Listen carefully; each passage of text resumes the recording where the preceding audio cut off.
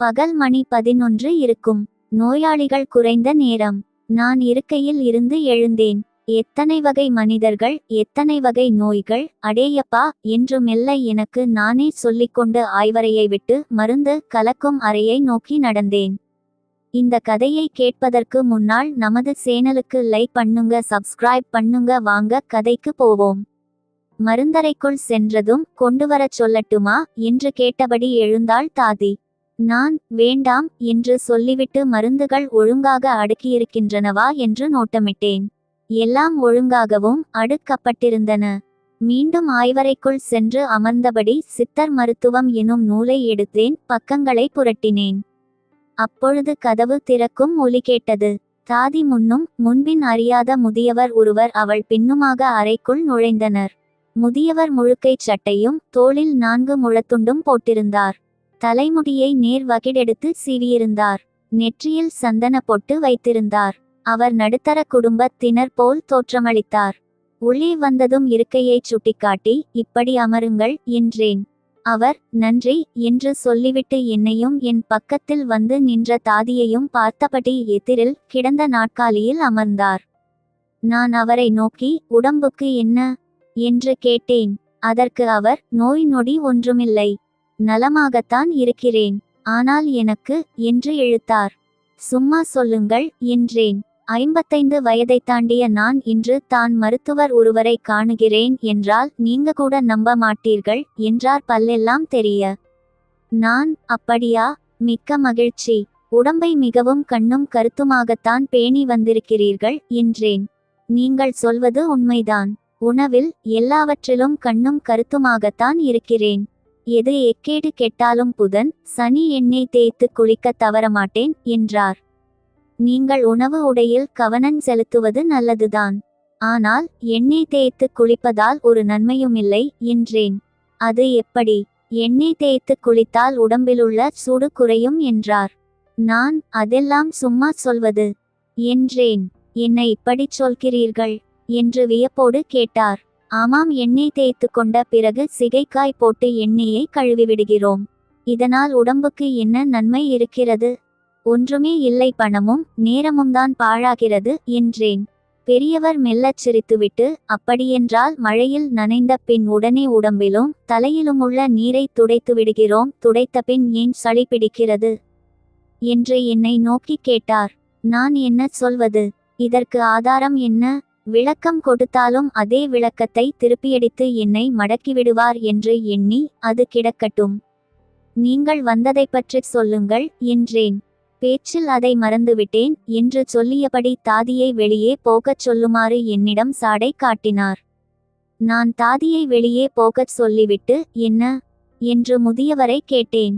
தாதி வெளியில் செல்லும் வரை அவளையே பார்த்துவிட்டு என்னை நோக்கி, நான் நிறைய தோட்ட வேலையை பார்த்து இருக்கிறேன், புரிகிறதா? இருந்தாலும் எனக்கு இன்னும் தோட்ட வேலை பார்க்க வேண்டும் என்ற எண்ணம் இருக்கிறது. ஆனால் தோட்ட வேலை செய்யும் அளவிற்கு தோட்டம் இல்லை என்று இழுத்தார்.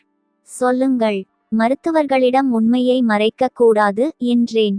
எனக்கு 55 வயதாகிவிட்டது. முடியும் நரைத்து விட்டது. நரைத்த முடியை மையின் மூலம் மாற்றி விட்டேன். ஆனால் என் முதுமையை போக்க முடியவில்லை. சுண்ணாம்பு சரியாக அடிக்க முடியவில்லை என்றார். அவர் இப்படிச் சொல்லுவார் என்று சற்றும் எதிர்பார்க்காத நான் வியப்படைந்தேன். இவ்வளோ வயதாகியும் தோட்ட வேலையை செய்ய நினைக்கிறார்.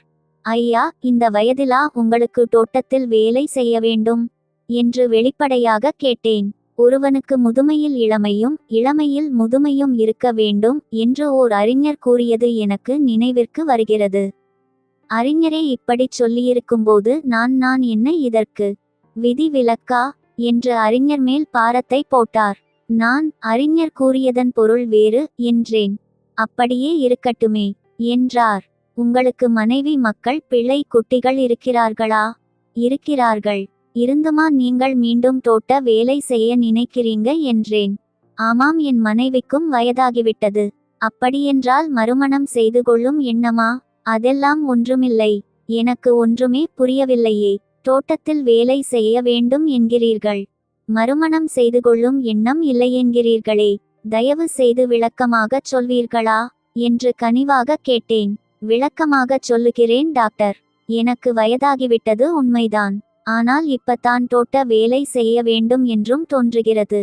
இப்பொழுது உங்களுக்கு என்ன செய்ய வேண்டும் என்று கேட்டேன். அவர் சிரித்தபடி, டாக்டர், இனியும் நான் விளக்க தேவையில்லை என்று நினைக்கிறேன் என்றார். உங்களுக்கு தோட்டத்தில் வேலை செய்ய வேண்டும் தானே?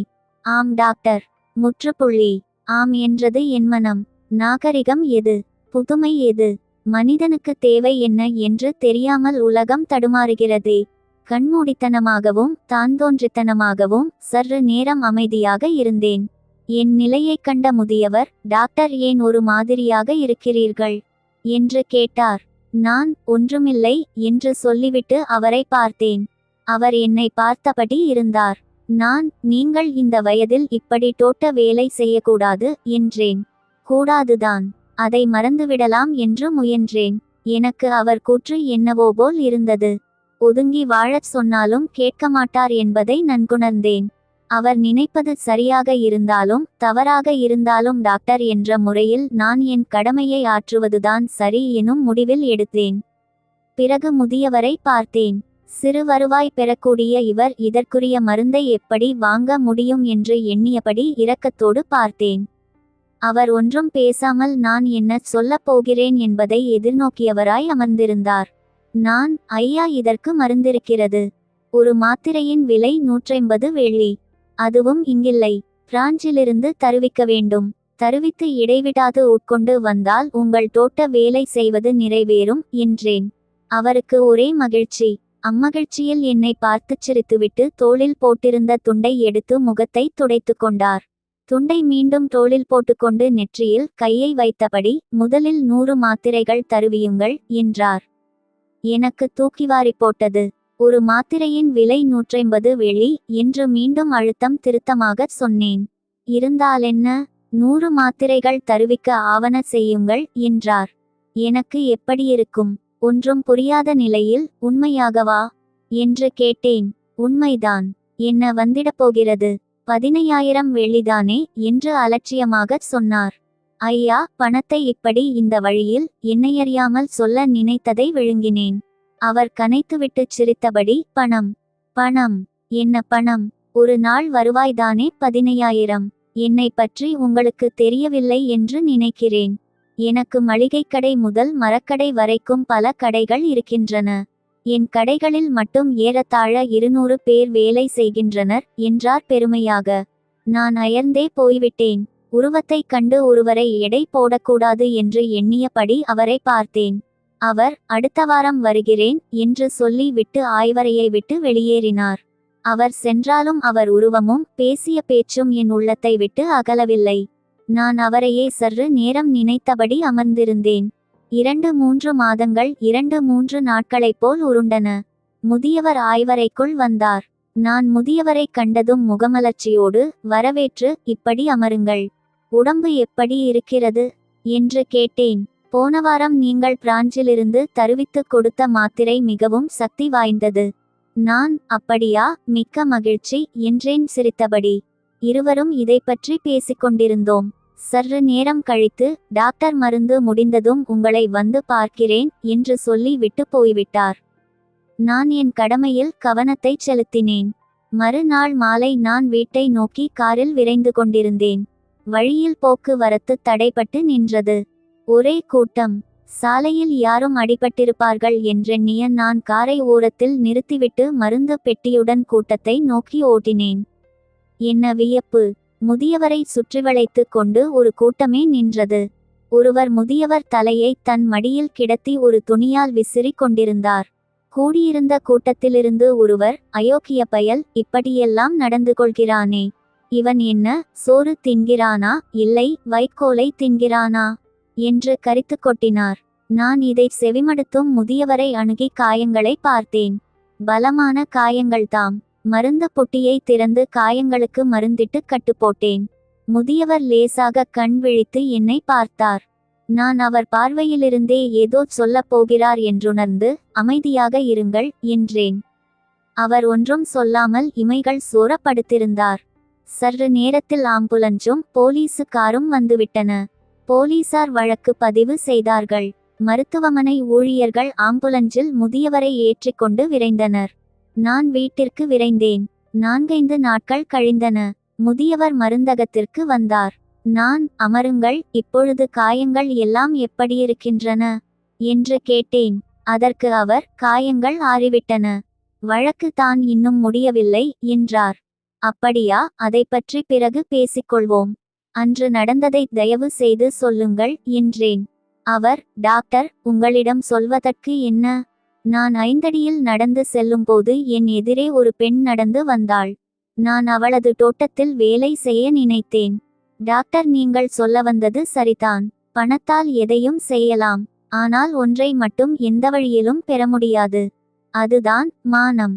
இழந்த மானத்தை திரும்ப பெற முடியாது டாக்டர் என்று சொல்லியபடியே அவர் சட்டை பைக்குள் கையை விட்டு மாத்திரைகளை எடுத்து எனக்கு நேராக பிடித்தார். நான் பார்த்ததும் மறுநொடியே மாத்திரைகளை குப்பை தொட்டிக்குள் போட்டுவிட்டு, இனி நான் மனிதனாகவே வாழ்வேன் டாக்டர், மனிதனாகவே வாழ்வேன் என்று அழுத்தமாக சொல்லிவிட்டு விருட்டென்று வெளியே சென்றார். இந்த கதை உங்களுக்கு பிடித்து இருந்தால் மறக்காமல் நமது சேனலுக்கு லைக் பண்ணுங்க. நன்றி.